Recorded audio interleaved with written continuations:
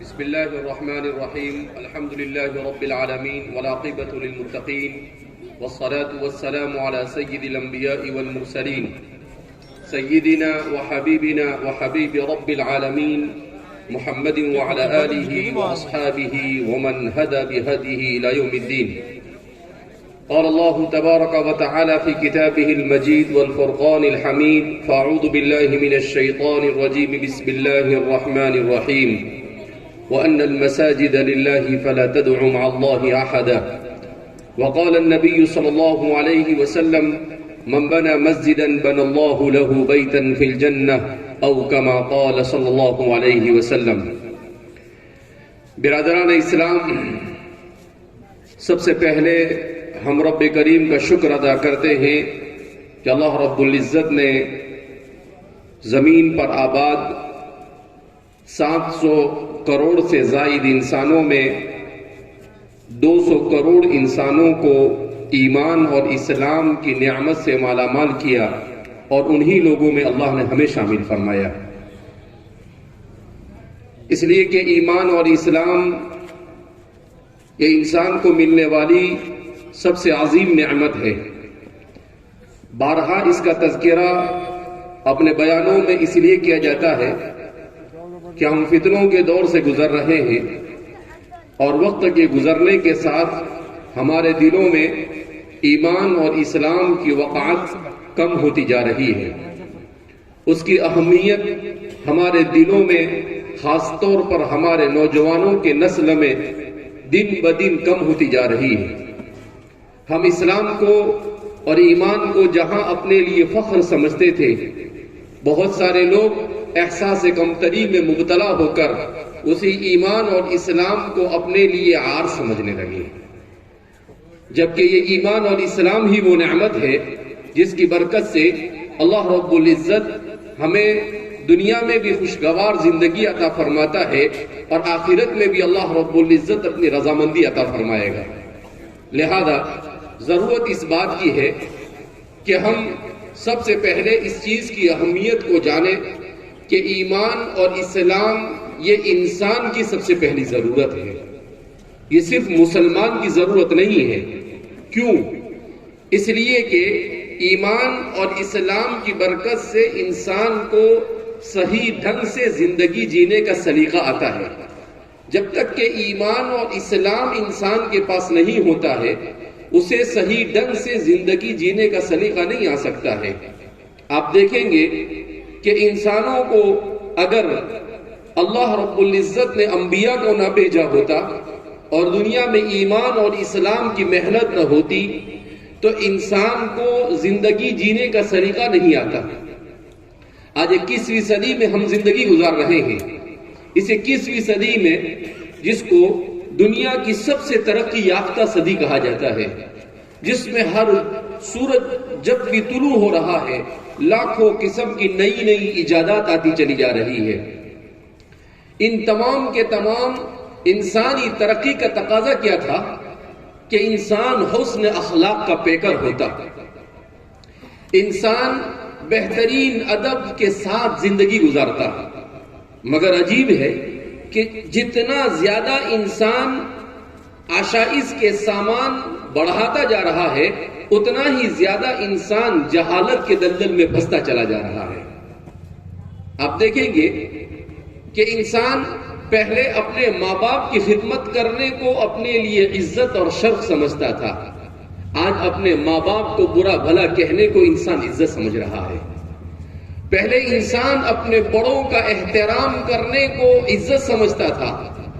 آج کسی بڑے کے منہ پر 2 غلط لفظ بول دینے کو آج کی نسل شرافت سمجھ رہی ہے اور اسی کو عزت سمجھ رہی ہے. پہلے بڑا اگر 2 بات کہہ دیتا تھا تو چھوٹا اسے خوشی سے سنتا تھا اور اس کی بات پر عمل کرتا تھا. مگر آج کا انسان یہ سمجھتا ہے کہ مجھے کسی کی ضرورت نہیں ہے، میں صرف اپنے طور پر مجھے جو صحیح سمجھ میں آئے گا وہی کروں گا، چاہے وہ غلط ہو چاہے وہ صحیح ہو، مجھے کوئی روکنے والا نہیں ہے، مجھے کوئی ٹوکنے والا نہیں ہے. جہاں آپ نے اس کو غلط کام سے روکا کہ فوراً وہ آپ سے دشمنی پر اتر آتا ہے. ہم دیکھتے ہیں اسکولوں کے اندر میں تعلیم دی جا رہی ہے، مگر انہی اسکولوں کی اخلاقی صورتحال کا جائزہ لیں تو آپ اور ہم سب جانتے ہیں کہ کیسی بدترین صورتحال ہے۔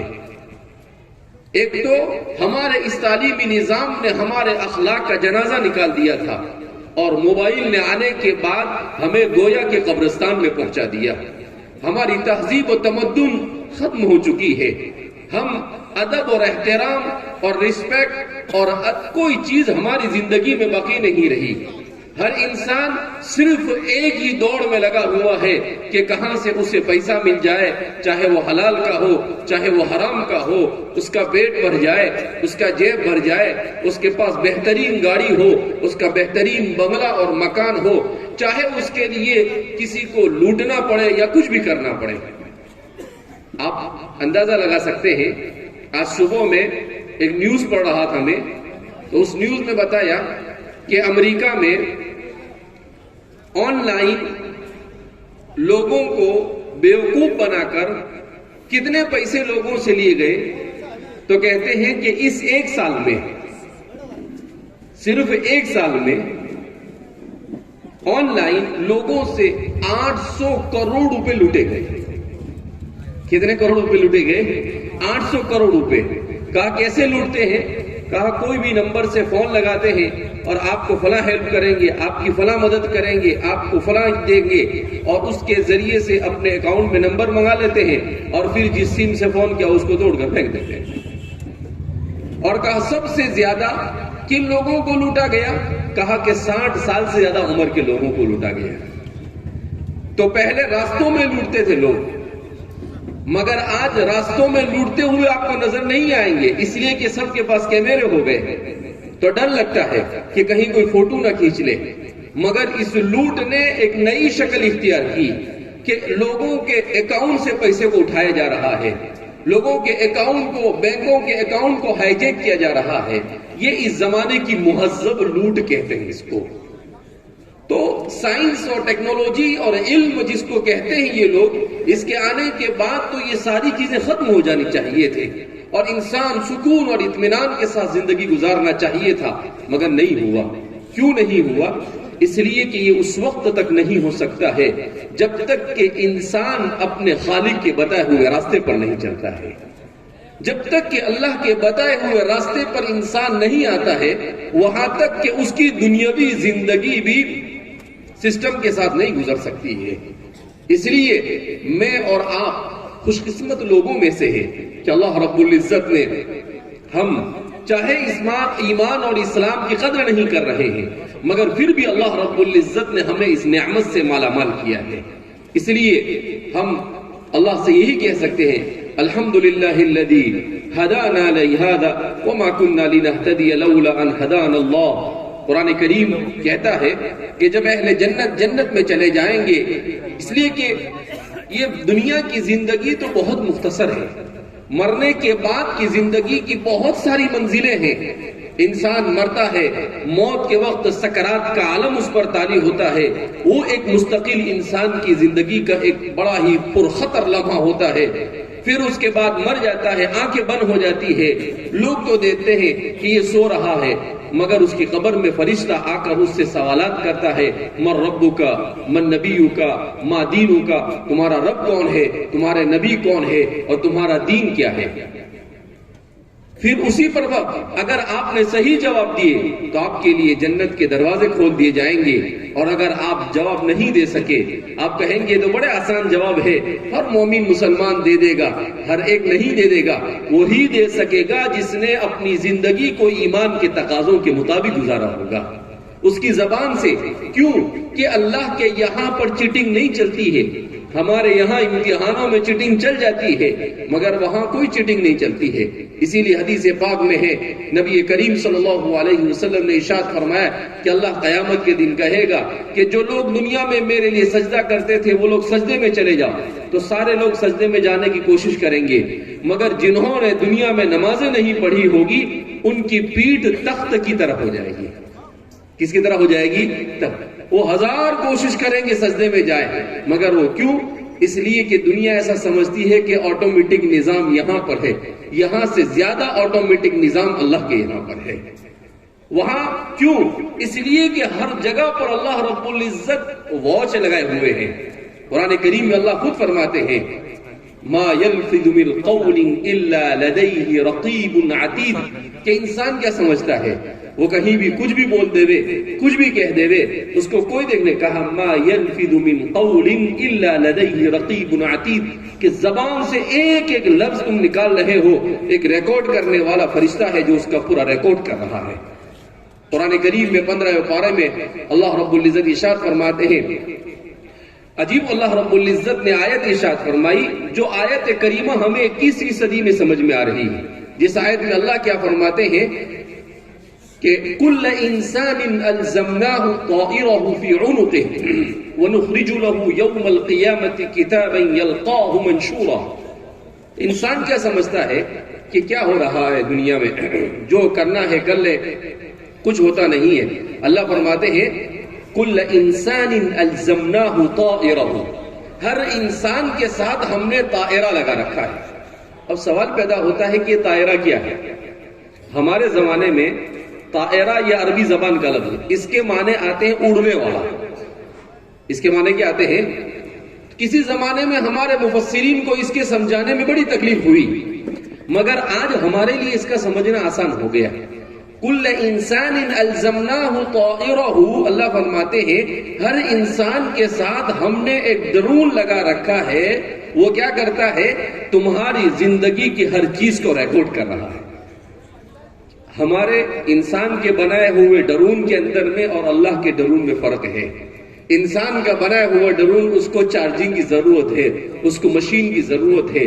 اللہ کے ڈرون کو کسی چیز کی ضرورت نہیں ہے، بلکہ اللہ نے اس فضا کو ایسا بنا دیا ہے کہ اس فضا میں انسان کی ہر چیز ریکارڈ ہوتی ہے. اسی لیے کہتے ہیں کہ آج کی سائنس میں ایسے کیمرے ایجاد کیے گئے ہیں کہ اگر کوئی آدمی کسی جگہ پر 1 گھنٹے تک بیٹھا رہا اور پھر وہ نکل کر چلا گیا، اس کے بعد وہ کیمرے لائے گئے تو 1 گھنٹے تک اس نے یہاں پر بیٹھ کر کیا کیا، اس کے جانے کے بعد پچھلے 1 گھنٹے کا پورا ریکارڈ کر کے بتاتے ہیں. کہا ایسا کیسے ممکن ہے؟ کہا اس لیے کہ انسان کے بدن سے ہمیشہ شعاعیں اڑتی ہیں اور وہ فضا کے اندر میں کیا ہوتی رہتی ہے، موجود رہتی ہے. تو وہ کیمرہ ان تمام کے تمام کو جمع کر کر انسان کی ساری کے ساری معلومات مہیا کر دیتا ہے. جب ایک انسان ایسا کر سکتا ہے تو وہ انسان جس کو اللہ نے بنایا، اس کو بنانے والا خالق کیا نہیں کر سکتا ہے. اس لیے فرماتے ہیں کہ ہم جو کچھ بولتے ہیں، ہم جو کچھ کرتے ہیں، وہ ساری کی ساری چیزیں اس فضا کے اندر میں موجود رہتی ہے. اسی لیے بعض سائنسدانوں نے یہ بھی دعویٰ کیا کہ حضرت بلال کی اذان بھی اس فضا میں آج بھی موجود ہے. رسول اللہ صلی اللہ علیہ وسلم کے خطبات بھی موجود ہے. ان کو یہ تو سمجھ میں آیا کہ یہ سب فضا میں رہتا ہے، مگر وہ فضا میں منتشر ہو جاتا ہے. تو وہ کہتے ہیں کہ جس دن ہم کامیاب ہوں گے کہ فضا میں منتشر ایک قسم کی آواز کو جمع کر دے، اس دن ہم تمہیں حضرت بلال کی اذان بھی سنائیں گے، ہم تمہیں حضور کے خطبات بھی سنائیں گے. تو میرے بھائیو، دوستو اور بزرگوں، اس سے ہمارے لیے سمجھنے کی بات یہ ہے کہ ہمیں اللہ جو فرماتے ہیں کہ قیامت کے دن ہر انسان کے نام اعمال کی اس کی پوری زندگی کی فلم اللہ اس کے سامنے لا کر کھڑا کر دے گا اور کہے گا کہ یہ ہے، تو نے پیدا ہونے سے لے کر موت تک کیا کیا، سب اپنی آنکھوں سے تو دیکھ لے. اسی لیے قرآن کریم میں اللہ فرماتے ہیں جب وہ دیکھے گا کہ چھوٹا چھوٹا عمل بھی میرا ریکارڈ کیا گیا ہے تو وہ کہے گا ما لهذا الكتاب لا يغادر صغيرة ولا كبيرة الا احصاها. اے اللہ، یہ کیسا ریکارڈ ہے کہ کوئی چھوٹی اور بڑی چیز چھوڑی ہی نہیں گئی ہے، سب کچھ یہاں پر لا کر رکھ دیا گیا ہے. اس لیے انسان کے لیے سوچنے کا مقام ہے. وہ یہ سمجھتا ہے کہ کچھ نہیں ہوگا، بہت کچھ ہوگا، مگر انسان سب جاننے کے باوجود بھی انسان غفلت کی زندگی میں مبتلا ہے. کیوں؟ اس لیے کہ دنیا کی چیزیں اسے اپنی طرف کھینچتی ہے. اسی لیے ابھی میں راستے میں کتاب پڑھ رہا تھا عربی زبان میں، اس کتاب میں بڑی اچھی بات لکھی. انہوں نے لکھا کہ انسان اس وقت بہت سارے مسائل سے دوچار ہے. ان تمام مسائل کی وجہ کیا اور ان کا علاج کیا. تو انہوں نے لکھا کہ انسان کے ان تمام کے تمام مسائل کا علاج بھی ایک، اور انسان کے ان تمام کے تمام مسائل کی وجہ بھی ایک۔ کہا انسان جتنی بھی پریشانیوں میں اس وقت مبتلا ہے، چاہے روزی روٹی کی پریشانی ہو، چاہے خاندانی جھگڑوں کی پریشانی ہو، چاہے جو بھی جہالت ہو، جو بھی ہو، ان تمام کے تمام پریشانیوں کی وجہ بھی ایک، اور وہ وجہ ہے انسان کا نیکی کے لیے ہمت اور حوصلہ نہ کرنا۔ انسان نیکی کے لیے ہمت اور حوصلہ نہیں کرتا ہے، وہ قربانی دینے کے لیے تیار نہیں ہوتا ہے۔ وہ کیا سمجھتا ہے، ارے بھائی مسلمان ہے نا، مسلمان گھر میں پیدا ہوئے، شیطان اس کے دل میں بات ڈالتا ہے امت محمدیہ میں ایسے ہے سیدھے جنت میں جانے والے ہیں، ادھر ادھر کہیں جانے والے نہیں ہیں، اپنے تو جنت کے علاوہ دوسرا کچھ ملنے والا ہی نہیں ہے۔ حضرت موسیٰ علیہ السلام کی قوم بنو اسرائیل بھی ایسا ہی سمجھتی تھی۔ قرآن کریم نے خود اس کو بیان کیا ہے کہ وہ ایسا ہی سمجھتے تھے، نحن ابناء اللہ واحباؤہ، کہ ہم تو اللہ کے چہیتے اور پیارے ہیں، لہذا ہم جہنم میں نہیں جائیں گے، ہم تو سیدھے کہاں جانے والے ہیں، جنت میں جانے۔ اللہ فرماتے ہیں کہ یہ صرف آرزو اور تمنائیں ہیں، ایسے کوئی کسی کا امتی ہونا اور کسی کا صرف مسلمان ہو جانا انسان کو جنت میں نہیں لے جائے گا، جب تک کہ اس کے اعمال، اس کے اخلاق اور اس کا کردار اللہ اور اس کے رسول کی لائی ہوئی تعلیمات کے مطابق نہیں ہوگا، وہاں تک کہ انسان کے لیے موت کے بعد کے ہمیشہ ہمیشہ کی زندگی صحیح اور درست ہو سکتی نہیں ہے۔ اس لیے ہمیں اپنی زندگی پر غور کرنے کی ضرورت ہے، اپنی اولاد اور اپنی نسلوں کی صحیح تربیت کی ضرورت ہے۔ ابھی راستے میں بتایا ایک ساتھی نے کہ کیا صورتحال ہے، یعنی آدمی حیران ہو جاتا ہے کہ کسی نے انٹرنیٹ پر جا کر یہ نکالا کہ مسلمانوں کی کتنی لڑکیاں ایسی ہیں جو اس مہینے میں غیروں کے ساتھ شادی کرنے والی۔ کہا صرف مہاراشٹر میں اب تک کے انٹرنیٹ کی معلومات کے مطابق 60 بچیاں ایسی ہیں جو غیروں کی شادی کرنے کے لیے کورٹ کے اندر اپلیکیشن دے چکی ہے۔ تعجب ہوا کہ اللہ کیا صورتحال ہے، کبھی سوچ نہیں سکتے تھے کسی مسلمان کے مرتد ہونے کا، اور آج یہ صورتحال ہے۔ تو ہمارے ایک ساتھی پوچھنے لگے کہ مولانا ایسا کیوں؟ میں نے کہا اس کی سب سے بڑی وجہ اس لیے کہ ماں باپ گھر میں اپنی اولاد کی ایمانی اور اسلامی تربیت نہیں کر رہے، سب سے بنیادی وجہ یہی ہے۔ اور دوسری وجہ ہے موبائل۔ ہم نے ہر ایک کے ہاتھ میں موبائل تھما دیا، اور ہم یہ سمجھ رہے ہیں، ہمارا بچہ یہ سمجھتا ہے کہ موبائل کے بغیر زندگی نہیں، اور ہم یہ سمجھتے ہیں کہ موبائل کے بغیر یہ ترقی نہیں کر سکتے ہیں۔ میرے بھائیو، دوستوں اور بزرگوں، اگر ان موبائلوں کی وجہ سے ہماری بیٹیوں اور ہماری نسلوں کا ایمان ضائع ہو رہا ہے تو اس موبائل سے زیادہ ہلاکت خیز کوئی چیز ہمارے لیے نہیں ہو سکتی ہے۔ یہ جہنم کی طرف ڈھکیل رہے ہیں ہمیں، یہ ایک شیطان ہے جو انسانوں کو شیطنت کی طرف لے جا رہا ہے۔ شیطان نے اللہ کو چیلنج کیا تھا، کیا کہا تھا اس نے اللہ کو؟ لَآتِيَنَّهُم مِّن بَيْنِ أَيْدِيهِمْ وَمِنْ خَلْفِهِمْ وَعَنْ أَيْمَانِهِمْ وَعَنْ شَمَائِلِهِمْ، کہ اللہ میں انسان کو گمراہ کرنے کے لیے اس کے سامنے سے آؤں گا، اس کے پیچھے سے آؤں گا، اس کے دائیں سے آؤں گا، اس کے بائیں سے آؤں گا، ہر طرف سے پورا زور لگا دوں گا کہ کسی طرح سے اسے کیا کر دوں؟ گمراہ کر دوں۔ تو یہ شیطان تو لگا ہوا ہے، مگر ہمارا کام ہے اس شیطان سے اپنے آپ کو، اپنے گھر کو، اپنی نسلوں کو کیسے بچایا جائے۔ تو میں کہہ رہا تھا کہ اس نے کہا کہ سب سے بنیادی وجہ یہ کہ ہم ہمت اور حوصلہ نہیں کرتے برائی کو چھوڑنے کا اور نیکی کو کرنے کا۔ اور کہا اس کا علاج کیا ہے؟ کہا اس کا علاج یہ ہے کہ امت اپنے آپ کو اللہ کی کتاب اور اللہ کے گھر سے وابستہ کر دے۔ کس سے وابستہ کر دے؟ اللہ کی کتاب سے اور اللہ کے گھر سے۔ اگر ہم اللہ کی کتاب سے دور ہوئے، اگر ہم اللہ کے گھر مساجد سے دور ہوئے، تو آپ یوں سمجھیے کہ سوائے ضلالت، کفر اور گمراہی کے اور کوئی چیز ہمارے ہاتھ نہیں آ سکتی ہے۔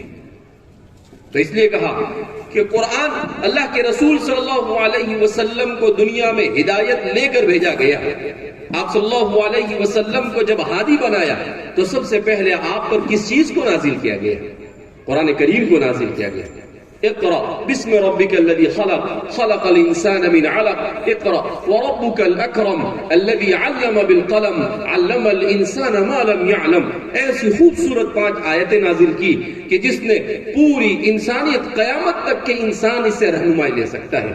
اللہ کو معلوم تھا کہ اس امت کا سب سے بڑا فتنہ یہ ہوگا کہ علم اور تعلیم کے نام پر اس امت کو گمراہ کیا جائے گا. اس لیے اللہ نے کہا پڑھ مگر اپنے رب کے نام سے پڑھ, کسی اور کے نام سے مت پڑھ, انگریز کے نام سے مت پڑھ. ہم نے آج انگریزی سیکھنے کو اپنے لیے بہت بڑا شرف سمجھ لیا. ٹھیک ہے, ایک زبان کی حیثیت سے ہم اسے ضرور سیکھیں, وہ دنیا کی ضرورت ہے, مگر ہماری آخرت کی ضرورت ہمارا اپنا ایمان ہے. ہمیں اس سے زیادہ اس کی فکر ہونی چاہیے. لہذا ہم نے اپنی ترجیحات کے تعین میں غلطی کی کہ ہمیں پہلے اپنے ایمان کو بچانے والی چیزوں کو پر محنت کرنی چاہیے, اس کے بعد ہمیں اپنی دنیا پر محنت کرنی چاہیے. ہم اپنی دنیا پر زیادہ محنت کرتے ہیں اور اپنے ایمان کو بچانے والی چیزوں پر ہم محنت نہیں کرتے. ہمارا بچہ اسکول نہیں جائے گا تو ہم پریشان ہو جاتے ہیں, لیکن اگر ہمارا بچہ مسجد میں مکتب میں نہیں جائے گا تو کہا کہ مول صاحب 2-4 دن نہیں آئے تو کیا فرق پڑتا ہے, اور اسکول میں وہاں اس کو غیر حاضری لگے گی, وہاں پر آپ کو وہاں سے فون آئے گا, ساری پریشانیاں ہوگی, تو آپ برابر اپنے بچے کو وہاں بھیجیں گے. جبکہ وہ چیز آپ کے لیے, وہ تعلیم, دنیا کی تعلیم کہاں تک آئے گی آپ کے ساتھ, موت تک آئے گی. لیکن اگر اس کے ساتھ دین لگا ہوا ہوگا تو وہ دنیاوی تعلیم بھی اس کو عبادت بنا سکتا ہے. اسلام دین اور دنیا میں فرق نہیں کرتا ہے, مگر اسلام اس طرح سے سکھاتا ہے کہ آپ ڈاکٹر بنو اور آپ کی نیت یہ ہو کہ اللہ کی مخلوق کی خدمت کروں, اور آپ اللہ کی مخلوق کی خدمت کرو تو آپ کا ڈاکٹر بننا اور ڈاکٹری سروس کرنا یہ بھی عبادت ہے. کل ایک قصہ پڑھ رہا تھا کہ ایک ڈاکٹر صاحب تھے, کہا ان کے پاس پیشنٹ آتے تھے تو کچھ پیشنٹ کو وہ اوپر لکھ کر بھیجتے تھے کہ میڈیکل پر آپ جائیں گے تو آپ اس پر لکھ دیتے تھے کہ ان سے دوا کے پیسے نہ لیے جائیں.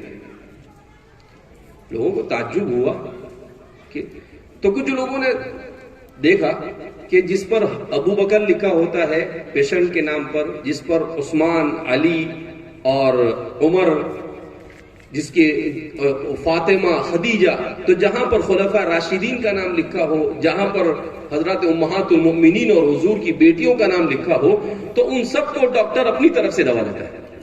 تو وہ ڈاکٹر سے پوچھا کسی نے کہ ڈاکٹر صاحب آپ ایسا کیوں کرتے ہو, تو کہا کہ مجھے شرم آتی ہے کہ اللہ کے رسول کے, صحابہ کے نام اور حضور کے گھر والوں کے نام والے میرے پاس علاج کے لیے آئے اور میں ان سے پیسے لوں. تو کہا اس لیے میں ان سے پیسے نہیں لیتا ہوں, میں بھی پیسے نہیں لیتا ہوں اور میڈیکل والے کو بھی لکھ دیتا ہوں کہ بھئی اس کو میرے طرف سے علاج کر دیں. اس لیے فرماتے ہیں ایک ہے کثرت اور ایک ہے برکت. کثرت یعنی بہت زیادہ کسی چیز کا ہونا سکون کا باعث نہیں, برکت سکون کا باعث ہے. برکت کس کا باعث ہے؟ سکون کا باعث. اگر آپ کے پاس تھوڑا ہے مگر برکت والا ہے تو اس میں آپ کو سکون ملے گا. آپ کے پاس بہت زیادہ ہے مگر بغیر برکت والا ہے تو اس میں کبھی سکون نہیں ملے گا. اسی لیے کہتے ہیں کہ ایک آدمی کے ساتھ واقعہ پیش آیا, اس نے کوئی نیکی کی تو اللہ رب العزت نے اس کو خواب میں کہا کہ بھئی کثرت والا مال چاہیے یا برکت والا مال چاہیے. اس نے کہا کہ برکت والا چاہیے, کثرت والا نہیں چاہیے. تو کہا کہ کثرت والا چاہیے تو تھوڑا ملے گا. کہا کوئی بات نہیں, تھوڑا تو تھوڑا, لیکن کثرت والا نہیں چاہیے, برکت والا چاہیے. ٹھیک ہے. اب وہ مچھلی کا کاروبار کرتا تھا, وہ مچھلی لے کر آئے اپنے گھر پر ایک کھانے کے لیے. جب اس مچھلی کو کھولا تو اس مچھلی کے اندر سے موتی نکلا. وہ موتی لے کر وہ ہیرے بیچنے والے کے پاس گیا تو اس نے کہا کہ یہ تو بہت قیمتی ہے, بادشاہ کے علاوہ اس کو کوئی نہیں لے سکتا ہے. تو بادشاہ تک پہنچا تو وہ مچھلی جو 10-20 روپے کی مچھلی تھی اس میں سے ایسا موتی نکلا کہ پوری زندگی کے لیے اس کو کافی ہو گیا. تو کہا کہ اس کو کہتے ہیں برکت. اللہ اس طرح سے انسان کو تھوڑے میں برکت دے دیتا ہے کہ انسان کے سارے مسائل حل ہو جاتے ہیں. آج ہم دنیا میں دیکھتے ہیں بہت سارے لوگ لاکھوں کروڑوں املاک کے مالک ہیں مگر رات میں سونے کے لیے نیند کی گولی کھانی پڑتی ہے. ابھی تو اور ترقی کر لیا، رات میں سونے کے لیے نیند کا انجیکشن لگانا پڑتا ہے اور کیا کیا کرنا پڑتا ہے. تو ایسی دولت کیا کام کی جو انسان کی نیند اڑا دے؟ ایسی عزت کیا کام کی جو انسان کو دنیا میں انسان کے لیے جینا مشکل کر دے؟ اس لیے اور برکت والا کب ملتا ہے؟ جب اللہ کے رسول صلی اللہ علیہ وسلم کے بتائے ہوئے طریقے کے مطابق کمایا جائے. حضور نے اسی لیے فرمایا کہ میری امت پر ایک زمانہ ایسا آئے گا کہ وہ مال کو کمانے کے لیے ٹوٹ پڑے گی اور وہ یہ بھی نہیں دیکھے گی کہ حلال کیا ہے اور حرام کیا ہے. کہا حضور نے فرمایا اس زمانے میں کیا ہوگا؟ کہا اس زمانے میں جب لوگ حلال اور حرام کی تمیز کے بغیر کمانا شروع کر دیں گے تو بیماریوں میں اضافہ ہو جائے گا. ہو رہا ہے ہمارے یہاں پر. اچانک موت میں اضافہ ہوگا، ہو رہا ہے ہمارے یہاں پر. اللہ کے رسول صلی اللہ علیہ وسلم وما ينطق عن الهوى ان هو الا وحی یوحى، حضور نے جو کچھ کہا وہ وحی سے کہا، اپنے دل سے نہیں کہا. قرآن کہتا ہے گفتہ اللہ بود گرچہ ذوالقوم عبد اللہ بود، کہ ان کا کہا ہوا حقیقت میں اللہ کا کہا ہوا ہے، اگرچہ وہاں زبان اللہ کے رسول کی ہے مگر کلمات اللہ رب العزت کے ہوا کرتے ہیں. اس لیے میرے بھائیو، دوستو اور بزرگوں، ہمیں اپنے گھر کے ماحول کو دینی بنانے کی ضرورت ہے. آج ہم یہاں پر جمع ہوئے ہیں تو میں معذرت بھی چاہوں گا کہ ہم نے کوشش کی کہ یہاں پر جلدی پہنچ جائے.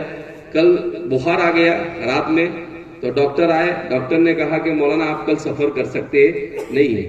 میں نے کہا کہ بھائی پروگرام بہت دن سے بنا ہوا ہے، آپ ہاں کہو یا آپ نہ کہو مجھے تو وہاں پر جانا پڑے گا، نہیں تو ویجاپور والے بولیں گے کہ مولانا لوگ ایسے ہی رہتے ہیں، ٹائم دے دیتے ہیں. اب میں نے کہا ان کو سب کو کون سمجھائے گا کہ میں بیمار ہے، بخار آیا ہے. میں نے کہا کہ آپ کا کام ہے دوا دینا، آپ دوا دے کے چلے جاؤ، باقی آگے کا کام ہم کریں گے. لیکن الحمدللہ آپ حضرات کی برکت سے طبیعت سنبھل گئی اور جمعہ پڑھ کے ہم نکلے بغیر، لیکن چونکہ راستے میں خود تاخیر ہو گئی اس لیے ہم تاخیر سے پہنچے.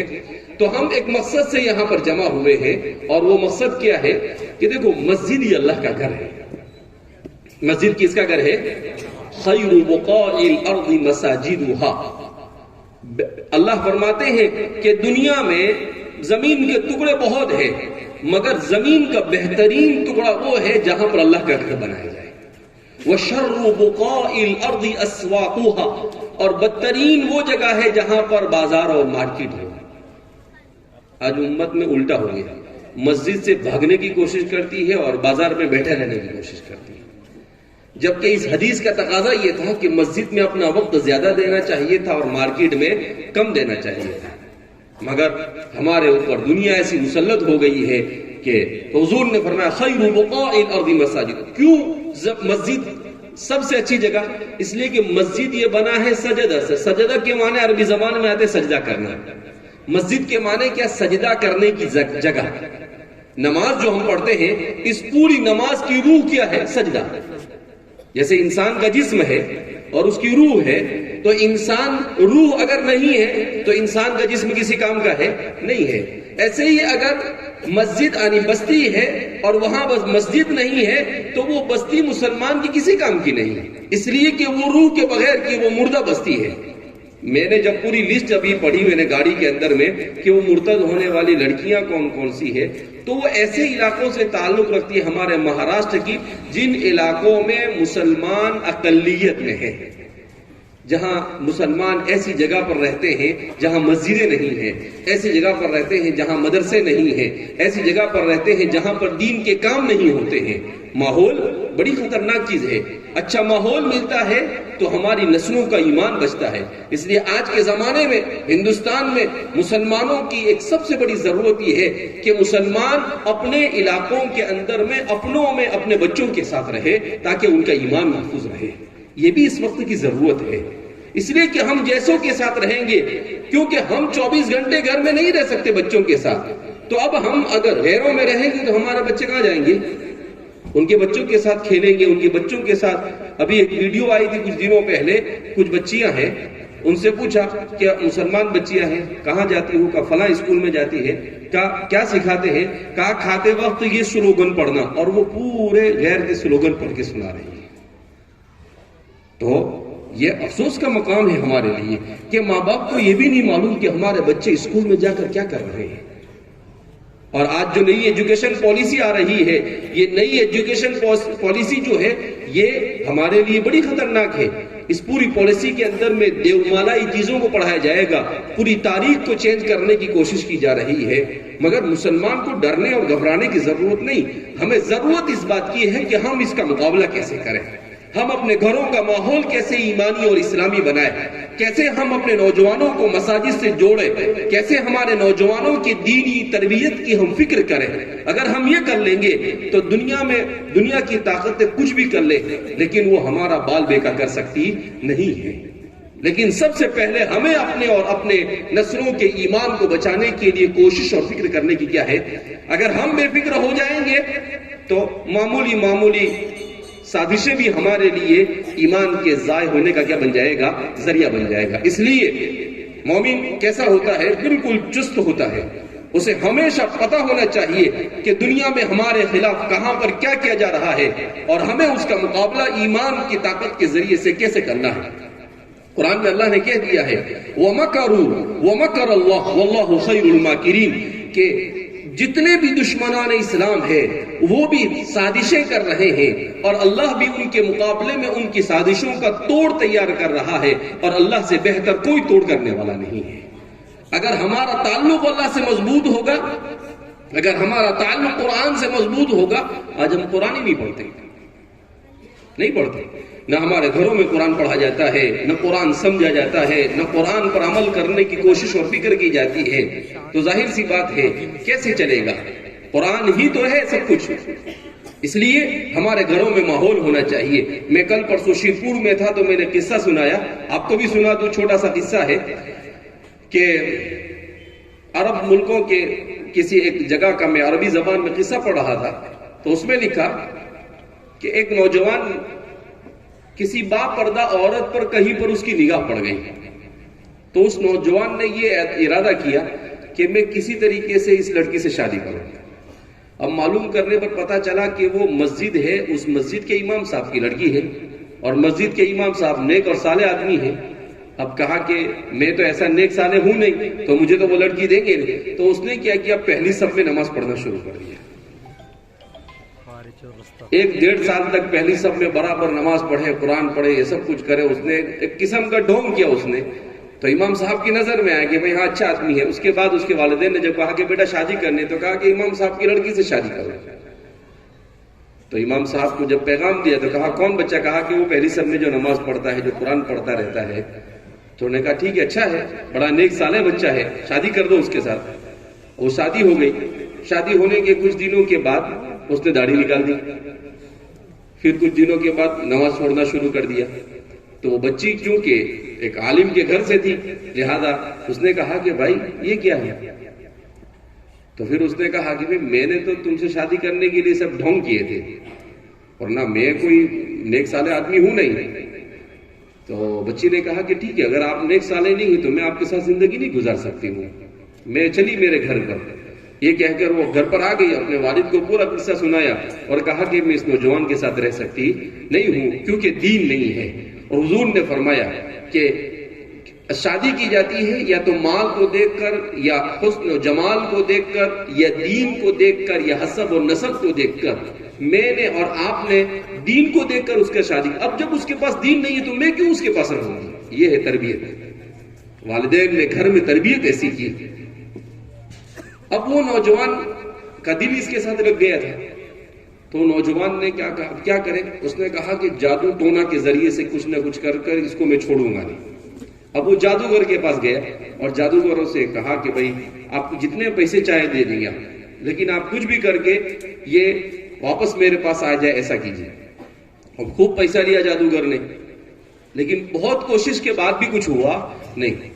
اب اس نوجوان، وہ جادوگر، ایک دن نوجوان اس کے پاس گیا تو وہ جادوگر اس کو کہتا ہے کہ بھائی ایک کام کر، میں تجھے دیتا ہوں مارنے کے لیے کچھ بھی، تو مجھے مار دے۔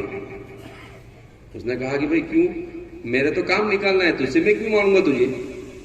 کہا کہ میں اتنی کوشش کر رہا ہوں مگر اس گھر پر، اس لڑکی پر، اس کے والدین پر، کسی پر بھی میرے جادو کا کوئی اثر نہیں ہوتا ہے۔ میں نے اپنے ہر قسم کے حربے استعمال کیے. اچھا، اس نوجوان نے کہا ٹھیک ہے میں اس کے بارے میں معلوم کرتا ہوں. تو اس نوجوان نے امام صاحب کے دوستوں کے ذریعے سے معلوم کرنے کی کوشش کی بھئی کیا کرتے ہیں آپ گھر میں. تو امام صاحب نے بڑی اچھی بات بتائی. کہا کہ ہمارے گھر میں معمول یہ ہے کہ روزانہ سورہ بقرہ کی تلاوت کی جاتی ہے. کہا گھر کے سب افراد بیٹھ جاتے ہیں اور جتنے افراد ہیں سب 2 2 4 4 5 5 رکوع تقسیم کرتے ہیں اور روزانہ صبح میں فجر سے پہلے یا فجر کے بعد سب لوگ قرآن کی تلاوت کرتے ہیں فجر میں، اور پھر اس کے بعد ہم اپنے کام کا آغاز کرتے ہیں. تو کہا کہ حدیث پاک میں اللہ کے رسول صلی اللہ علیہ وسلم نے ارشاد فرمایا جس گھر میں روزانہ سورہ بقرہ پڑھی جائے اس گھر پر نہ کوئی سحر، نہ کوئی جادو، نہ کوئی نظر اور نہ کوئی بری چیز اثر کر سکتی ہے. تو فرماتے ہیں کہ اس کی برکت سے اب ہم تعویذ کے چکر میں رہتے ہیں کہ ہمارے یہاں جادو ہو گیا. سب سے بہترین ہمارے تمام مسائل کا علاج اللہ کی کتاب ہے.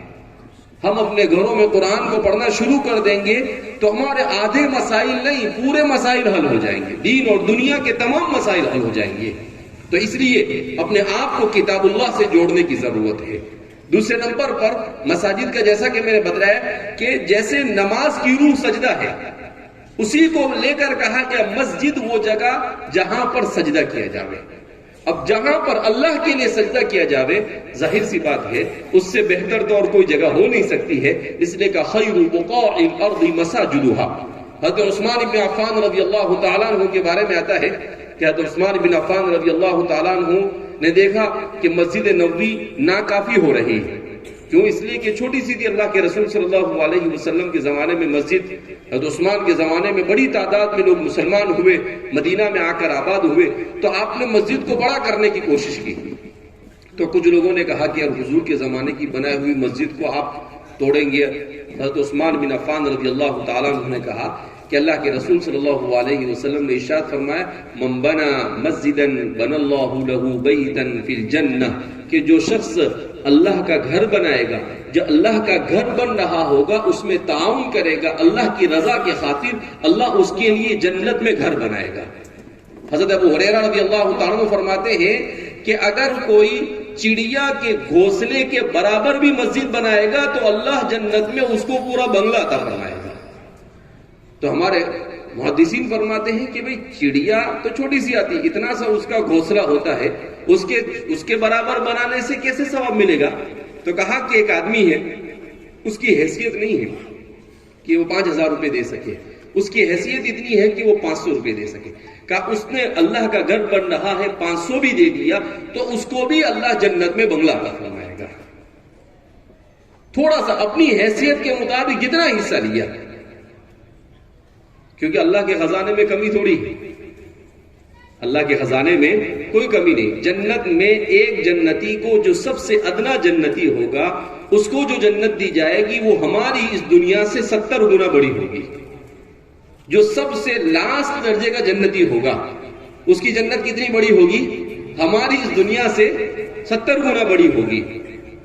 کیوں؟ اس لیے کہ جنت میں میں اور آپ 5.5 5 اور 4 فٹ والے نہیں ہوں گے، بلکہ وہاں پر تو آتا ہے کہ انسان حضرت آدم علیہ السلام کے قد کے برابر ہو جائے گا، اور حضرت آدم علیہ السلام کا قد 60 فٹ کا. کہا جیسے ہی جنت میں جانے کا اعلان ہوگا انسان ایسا ہو جائے گا. اور سمجھ میں بھی آتا ہے اتنی بڑی جنت میں چھوٹا سا انسان کیا کرے گا؟ بڑا ہوگا تو جنت سے برابر فائدہ کیا کرے گا؟ اٹھائے گا. تو اس لیے اللہ رب العزت انسان کو مواقع فراہم کرتا ہے، مختلف مواقع پر، کہ کس طریقے سے انسان کو موقع ملے اور اس موقع پر اللہ کے راستے میں خرچ کرے. کیوں کہ آپ کھائیں گے تو آپ کے پیٹ میں جائے گا، کسی کو کھلائیں گے تو اس کے پیٹ میں جائے گا، اور پیٹ میں سے کہاں پر جائے گا؟ زمین میں. منہا خلقناکم وفیہا نعیدکم ومنہا نخرجکم تارۃ اخری. دنیا میں جتنی بھی چیزیں ہیں، بنگلہ ہو، گھر ہو، کپڑا ہو، مکان ہو، گاڑی ہو، یہ سب کے سب چیز کا آخری نتیجہ کیا ہوتا ہے؟ مٹی. منہا خلقناکم، اللہ فرماتے اسی سے ہم نے تم کو پیدا کیا. کس سے؟ مٹی سے. وفیہا نعیدکم، اور اسی میں ہم تمہیں دوبارہ لوٹا دیں گے، یعنی مر کر مٹی میں جائیں گے. وَمِنْهَا نُخْرِجُكُمْ تَارَةً أُخْرَى، اور اسی سے ہم قیامت کے دن دوبارہ تم کو اٹھائیں گے. یہ تو اللہ کی قدرت کو اٹھائے گا اللہ رب العزت. تو اس لیے اس دنیا میں فتنوں کے زمانے میں بڑے حوصلے کے ساتھ زندگی گزارنے کی ضرورت ہے. یہ انسان کبھی کبھی حوصلہ ہار جاتا ہے. ہمارے اس زمانے میں لوگ ڈپریشن میں مبتلا ہوتے ہیں. کسی کو کیا کہتے ہیں پریشر کی بیماری ہو جاتی ہے, کسی کو اٹیک ہو جاتا ہے, کسی کو کیا ہو جاتا ہے. اس کی وجہ کیا؟ اس لیے کہ اللہ کے فیصلے پر ہم راضی نہیں رہتے, ہم اللہ پر بھروسہ نہیں کرتے. کچھ تھوڑا سا ہوا کہ ہم دل پر اس کو لے لیتے ہیں. مومن کا کام کیا ہے کہ اپنی سے ہو سکے اتنی کوشش کرے, اور اس کے بعد جو بھی کچھ ہو جائے کہا کہ والقدر خیرہ وشرہ من اللہ تعالی, مقدر میں تھا, اللہ نے جو کیا, نقصان ہوا تو نقصان, کوئی بات نہیں. ایمان تو نہیں گیا نا, ایمان محفوظ ہے, کوئی بات نہیں. دنیا گئی, اللہ واپس دے دے گا. انسان کو اللہ رب العزت نے ایک نطفے سے بنایا. فرماتے ہیں کہ اللہ رب العزت انسان کو کس طرح سے بنانے پر قادر ہے, اور انسان کو اپنے پیدائش سے کس طرح سے سبق ملتا ہے. کہا کہ انسان کو نطفے سے کیسے بنایا کہ انسان کا نطفہ جب مادر رحم میں جاتا ہے تو اس چھوٹی سی مسافت کے وقت تقریباً 400 ملین ایسے اللہ رب العزت نے طاقت دی ہوتی ہے کہ اگر وہ 400 ملین ماں کے رحم کے اندر پہنچ جاوے تو ایک ماں کے پیٹ سے اللہ 400 ملین بچے پیدا کر سکتا ہے. تو فرماتے ہیں کہ جب وہ اتنی سی مسافت پر دوڑ, تو کہا کہ صرف ایک جرثومہ ایسا ہوتا ہے جو وہ مادر رحم میں جانے میں کامیاب ہوتا ہے, اور دوسرے سارے کے سارے تھک جاتے ہیں اور راستے میں مر جاتے ہیں. تو کسی کہنے والے نے کیا خوب کہا کہ جب تیری کوئی مدد کرنے والا نہیں تھا اور اس مسافت میں تو اکیلا تھا اور تو اپنی مادر رحم میں پہنچنے میں کامیاب ہو گیا, تو اب دنیا میں اتنے ساری مددوں کے باوجود تو کیوں پریشان اور بے چین رہ جاتا ہے. کہا جب تو پہلی جنگ میں کتنے لوگوں سے جیتا؟ 400 کروڑ, 400 ملین یعنی 40 کروڑ, 400 ملین لوگوں کے ساتھ تیرا مقابلہ ہوا. اس مقابلے میں بغیر کسی کی مدد کے تو جیت گیا. دنیا میں تو دوست ہوتا ہے, بھائی ہوتا ہے, بہن ہے, کتنے مدد کرنے والے ہیں. اتنے سارے لوگوں میں رہنے کے باوجود بھی انسان مصیبت میں. کہا کہ انسان اپنی اس تخلیق پر غور کر لے کہ جب میں بغیر نہ جان تھی, اس میں کچھ نہیں تھا, نہ دماغ تھا, نہ پاؤں تھے, نہ ہاتھ تھے, کچھ نہیں تھا, اور جب بھی 400 ملین لوگوں میں جیتنے میں کامیاب ہو گیا, تو اس دنیا میں تو اتنے سارے سہارے کے باوجود میں کیوں ٹینشن لوں؟ اور یہاں پر تو اللہ رب العزت نے میرے لیے سب کچھ مہیا کیا. اس لیے انسان یہ سوچ کر چلے کہ اللہ رب العزت نے اسے مسلمان بنایا, اور اللہ رب العزت نے اسے اپنی مخلوق میں سب سے بہترین مخلوق میں اسے پیدا کیا, اور اللہ نے اس دنیا میں اسی لیے بھیجا کہ اس دنیا میں نہیں رہنا ہے, اپنی آخرت کی تیاری کرنا ہے. مرنا ہے نا ہم سب کو, مرنے کے بعد دوبارہ زندہ ہوں گے کہ نہیں؟ بیجاپور والوں معلوم ہے نا آپ کو, ارے مرنے کے بعد زندہ ہوں گے کہ نہیں؟ قرآن کیا کہتا ہے وَنُفِخَ فِي الصُّورِ, جب سور پھونکا جائے گا فَإِذَا هُمْ مِنَ الْأَجْدَاثِ إِلَىٰ رَبِّهِمْ يَنْسِلُونَ, تو سب قبروں سے اٹھیں گے اور اللہ کے دربار کی طرف آئیں گے. وہ ساری منزلیں ایسے ہی نہیں آسان ہوں گی. ان منزلوں کو ایک صحابی کا واقعہ لکھا ہے کہ ایک صحابی کا انتقال ہونے لگا, تو ان کی والدہ وہاں پر تھی, وہ تھوڑی دور بیٹھی ہوئی تھی. اللہ کے رسول صلی اللہ علیہ وسلم کی خدمت میں پہنچے, تو اللہ کے رسول صلی اللہ علیہ وسلم ان کو کہنے لگے ابشر, تمہیں بشارت ہو. تو ان کی والدہ نے پیچھے سے کہا ابشر یا عبداللہ بالجنہ, کہا گیا جنت کی خوشخبری مل گئی تم کو, حضور نے دے دیا. تو اللہ کے رسول صلی اللہ علیہ وسلم نے کہا کہ بھئی یہ کون ہے اتنے جلدی سے فیصلہ کرنے والی؟ پھر اس کے بعد اللہ کے رسول صلی اللہ علیہ وسلم نے عجیب بات ارشاد فرمائی. حضور نے فرمایا ہو سکتا ہے کہ اس سے کوئی ایسا کام ہو گیا ہو جو لا یعنی ہو, یا اس نے اپنے مال کو اللہ کے راستے میں کسی موقع پر ضرورت پڑی ہو اور خرچ نہ کیا ہو, اور وہی عمل اس کے جنت سے دور ہونے کا ذریعہ بن جائے. تو اس روایت سے ہمارے علماء نے دو باتیں نکالی. ایک بات تو یہ نکالی کہ اس کا مطلب یہ ہے کہ لا یعنی چیزوں سے بچنا چاہیے. آج ہماری پوری زندگی موبائل میں لا یعنی چیزوں میں گزر رہی ہے, اور حضور فرماتے ہیں کہ لا یعنی میں زندگی گزارنا کا مطلب جنت سے دور ہونا اور جہنم کے قریب ہونا ہے. تو اس لیے اپنے وقت کو صحیح جگہ پر خرچ کرنا. اور دوسرا فرمایا کہ ہو سکتا ہے کہ کسی موقع پر دین کو ضرورت پڑی ہو مال کی اور وہاں پر اس نے خرچ نہ کیا ہو اور وہی چیز اس کے لیے جنت سے دور ہونے کا کیا بن جاوے؟ سبب بن جائے. تو اس لیے اگر اللہ رب العزت نے دیا ہے تو اللہ کے راستے میں دینا کوئی مشکل کا. قرآن تو کہتا ہے مثل الذین ينفقون اموالهم فی سبیل اللہ کمثل حبہ، کہ اللہ کے راستے میں ایک لوگوں اس کی مثال ایسی ہے کہ جیسے گیہوں کا دانہ ایک زمین میں ڈالو تو اس سے 7 بالی نکلتی ہے اور ہر بالی میں 100 دانے ہوتے ہیں. ایک دانے سے کتنے دانے نکلتے ہیں؟ 700. کہا ایسے اللہ کے راستے میں ایک دو گے تو اللہ اس پر قیامت کے دن 700 دے گا. اور اگر اخلاص ہوگا واللہ یضاعف لمن یشاء تو اللہ 700 سے بھی زیادہ دے سکتا ہے. تو اس لیے میرے بھائیو دوستو مال انسان کو بڑا محبوب ہوتا ہے. ہمارے والد صاحب ایک دوست ہے عبداللہ الشلبی، تو وہ کہتے ہیں کہ جب بھی ان سے میں ملتا ہوں، کویت کے ہیں، کہتے ہیں کہ جیب سے پیسہ نکالنا اس وقت دنیا کا سب سے بڑا جہاد ہے. اس وقت دنیا کا پیسہ نہیں نکلتا انسان سے، سب کچھ نکل جائے. لیکن مومن ہے، مومن کیا سوچے کہ گھی کہاں گرا؟ کھچڑی میں. جامر والے تو بولتے بھی نہیں ہیں، بول رہے ہیں کہ کھچڑی میں بولو تو کہیں اپنی کھچڑی نہ ہو جائے. ارے بھائی سمجھ میں آئی بات؟ کہتے ہیں نا کہ گھی کہاں گرا؟ کھچڑی میں. اب کھچڑی میں گرا تو کہاں جائے گا؟ اپنے ہی پیٹ میں جائے گا. تو اللہ کے راستے میں خرچ کرنے سے انسان کا نقصان نہیں ہے. اللہ فرماتے ہیں کہ یمحق اللہ الربا ویربی الصدقات. اللہ نے عجیب الفاظ استعمال کیے کہ اللہ ربا کو ملیامیٹ کرتا ہے اور صدقے میں اضافہ کرتا ہے. اب انسان کیا سوچتا ہے کہ ربا میں تو مجھے سود میں اور انٹرسٹ میں تو میں 100 دوں تو مجھے 110 ملتا ہے، اور اللہ کہتا ہے اللہ اس کے ساتھ نحوست کو جوڑ دیتا ہے. اور وَيُرْبِ الصَّدَقَاتِ اور صدقے میں اضافہ. صدقے میں انسان سوچتا ہے کہ میرے پاس 100 تھا، 1000 تھا، اس میں سے 100 دیا تو کتنا بچا؟ 900 بچا. لیکن وہ برکت لے کر آیا. وہ کیا لے کر آئے؟ برکت لے کر آئے. تو وہ کم نہیں ہوا اس کی وجہ سے. اسی لیے حدیث میں آتا ہے کہ صدقہ یہ بہت ساری مصیبتوں کو انسان سے دور کرتا ہے، بری موت سے انسان کو کیا کرتا ہے؟ نجات دیتا ہے. تو ایسے بے شمار فوائد اللہ کے رسول صلی اللہ علیہ وسلم نے بیان کیے. بہرحال یہ دنیا ہے، اللہ نے اس دنیا میں آزمائش کے لیے بھیجا ہے. اللہ کسی کو مال دے کر آزماتا ہے کہ اللہ کے راستے میں خرچ کرتا ہے یا نہیں. اللہ کسی کو بدن دے کر آزماتا ہے کہ وہ اللہ کی عبادت میں اپنے بدن کو خرچ کرتا ہے یا نہیں. اللہ کسی کو ذہن دے کر آزماتا ہے کہ وہ اپنی صلاحیت کو اللہ کے راستے میں خرچ کرتا ہے یا نہیں. تو مختلف صلاحیتوں کے ذریعے سے اللہ امتحان لے رہا ہے. ہم میں سے ہر ایک کو اس بات کو جاننے کی ضرورت ہے کہ اللہ نے مجھے کیا دیا ہے اور میں کیسے اسے اللہ کے راستے میں کیا کر سکتا ہوں؟ خرچ کر سکتا ہوں. بہرحال اللہ رب العزت ہم سب کے یہاں پر جمع ہونے کو قبول فرمائے اور اللہ رب العزت ہمیں دین کی صحیح سمجھ عطا فرمائے. اللہ ہمیں ایمان پر استقامت نصیب فرمائے.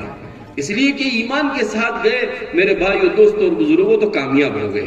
اور اگر ایمان کے بغیر اس دنیا سے گئے تو مال ہو، دولت ہو، عزت ہو، شہرت ہو، سب کچھ ہو، مگر اگر ایمان سلب ہو گیا تو آپ یہ سمجھیے کہ ہمیشہ ہمیشہ کی زندگی کے اندر انسان کیا ہو گیا؟ برباد ہو گیا. انسان کامیابی ناکامی کی طرف چلا گیا. اس لیے ہم آخر میں ہم یہ کوشش کرتے ہیں کہ کچھ دنوں پہلے یہاں پر میں آیا تو ہمارے ساتھیوں نے بتایا کہ بھائی مسجد جو ہے تو مسجد کے سلسلے میں کہ بھائی اس مسجد کو بنانا ہے. تو میں نے کہا کہ دیکھو ہم لوگ یہ سوچتے ہیں کہ کوئی دوسرا آئے گا اور آ کر بنائے گا. ہماری مسجد ہم اپنے شہر والے خود بنائیں. تو میں نے کہا آپ ایک پروگرام رکھو اور وجاپور کی مسجد وجاپور والے ہی بنائیں گے. الحمدللہ سلوڑ میں کئی سالوں پہلے ہمارے والد صاحب نے ایک مسجد بنائی. وہ ایسے ہی بنائی. کیسے بنائی؟ کہا کہ بھائی ایک مصلی اتنے کا ہوگا، چلو بھائی کون کتنے مصلی لیتا ہے، تو پوری مسجد بن گئی. شولاپور میں ابھی ہمارے نندربار ضلع کے اندر مسجد بن رہی تھی تو بڑی مسجد تھی، تقریباً 2.5 کروڑ روپے کی مسجد. تو وہاں پر بیان کیا. اس سے پہلے ایک مرتبہ گئے تو آپ کا شہر تو بڑا ہے، ہمارا نندربار تو اس سے بھی چھوٹا ہے. تو وہاں کے لوگوں نے ایک ہی مجلس میں پہلے کچھ لوگوں نے 1 کروڑ روپے دیے اور بعد میں کچھ لوگوں نے 50 لاکھ روپے دیے. جمعہ میں بیان کیا اسی طرح سے اور کہا کہ بھئی ایک مصلی اتنے کا ہے. تو ایک آدمی کھڑے ہوئے کہا کہ مولانا 100 مصلی. دوسرا کھڑا ہوگا 50 مصلے، تیسرا کھڑا ہوگا 25 مصلے، مسجد بن گئی۔ تو ایسی بہت ساری مسجدیں، تو ہماری ضرورت ہے ہماری اپنی نسلوں کو ہمارا ایمان بچانا ہے، ہم اپنی ضرورت کو خود اپنے سے پورا کریں۔ لہذا ہمیں اپنی اسکول، اور اصل میں ضرورت اس بات کی ہے کہ اپنا ذہن استعمال کیا جائے کہ بھئی ہمارا علاقہ ہے، ہماری اسکول نہیں ہے، ہماری بچیاں دوسری جگہ جا رہی ہیں، ہمارے بچے ہمارے اسکول نہیں، ہمارے کتنے گھر ہیں؟ 400 گھر ہے۔ ہر گھر والا اگر 1,000 روپے دیتا ہے تو کتنے لاکھ روپے ہو جاتے ہیں؟ 2-3 سال میں اگر ہم 500,000 روپے تھوڑے تھوڑے کر کے بھی جمع کریں تو ہماری اسکول ہم خود کھڑی کر سکتے ہیں، ہماری ضرورتیں ہم خود اپنے سے پورا کر سکتے ہیں، صرف اس کو سسٹم سے تھوڑا سمجھنے کی ضرورت ہے۔ اب آپ کی یہاں کی مسجد ہے تو یہ مسجد تقریباً 1 کروڑ روپے کی مسجد ہے، اور جیسا کہ آپ جانتے ہیں کہ آج سے 45-50 سال پہلے وہ مسجد بنی، وہ سیدھا ہو گئی ہے۔ کون سی مسجد ہے؟ دوا نائک مسجد ہے۔